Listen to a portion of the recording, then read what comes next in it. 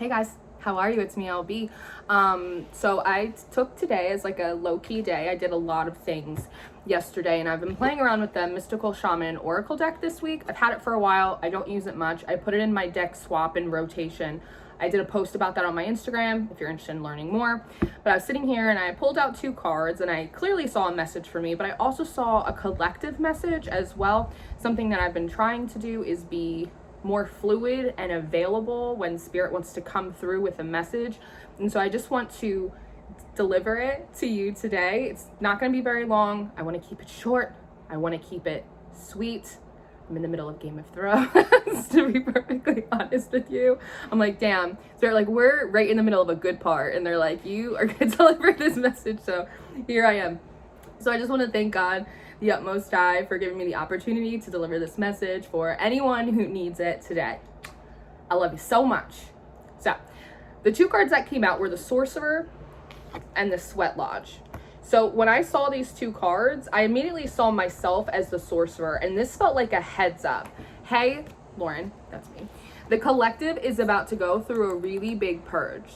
So gird your loins, like just be aware that the tone in the readings is going to shift. The collective is going to be going through a different energetic process than it has in the past couple weeks. So just be mindful of that. And I thought that is a thoughtful message, Spirit. Thank you so much. I like to see a bit around the bend. As I looked into these cards a little bit more, I started seeing you guys as the Sorcerer moving into this Sweat Lodge. So yes, the collective is about to go through a big purification process, and it seems as though one of the things that's being purified has to do with your power and your magic with this Sorcerer card. I want to find the proper way to phrase this.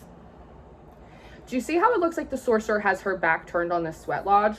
There's this message coming through about unknowingly, unconsciously, through perhaps no fault of your own, a lot of the collective has unknowingly turned their back on their own ancestral magic, practices, traditions, remedies, all of it, in lieu of adopting techniques from other spiritual practices which are valid but may not be as helpful or feel as natural as reclaiming your historical and cultural practices would be.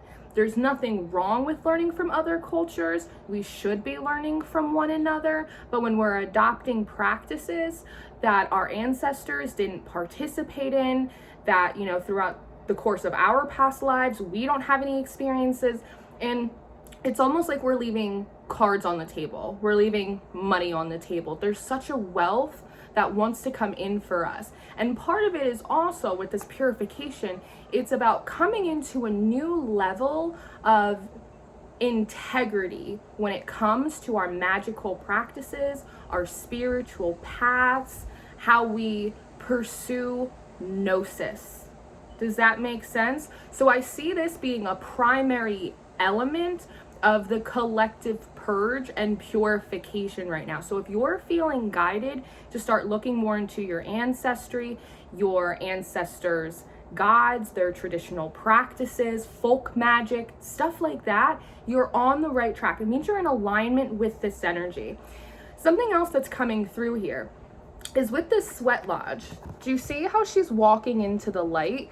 I've been noticing over the past year or so many of the readings have been centered on the shadow, centered in the basement, the infernal. It's like everyone climbing their way up through the depths of hell. And I feel like for the last few months, the collective energy has leveled out a bit. Yes, there's been the Schumann and the solar flares, and there's always something, right? This is a path that never ends. It's like that I Know a Song that gets on everybody's nerves, right? It's just like it's a song that kind of never ends.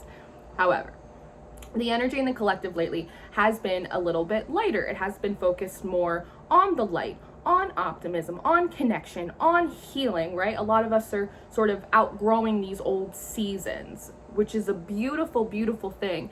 And there seems to be sort of this bait and switch. It feels like sneaky, sneaky spirit, because it's almost like as all of us are kind of moving towards the light, it's like Carol Ann and Poltergeist, like, go into the light. As we're just sort of following the light forward, it feels like we don't even realize that we're stepping into this superdome. We're stepping into this purge. We're stepping into this purification. Now, obviously, I could see this message and I could keep it to myself and I could just navigate you through the rest of the readings for however many months this lasts. But I want to do one better. I want to help you help yourself. So if you are aware that this is happening, you can make the necessary adjustments and priority shifts that are going to allow you to make your way through this quicker and easier, which is what I want. When I turn this card upside down, I notice the shadow right here. It kind of looks like a scale, right? The justice scales. And so one of the messages that I got from this is that if you've been feeling like things are really close, I feel like something's coming to me, the energy is starting to feel new, I feel like I'm about to hit a breakthrough, I think that you're right. You're going in the direction of the light, of justice, of this balance.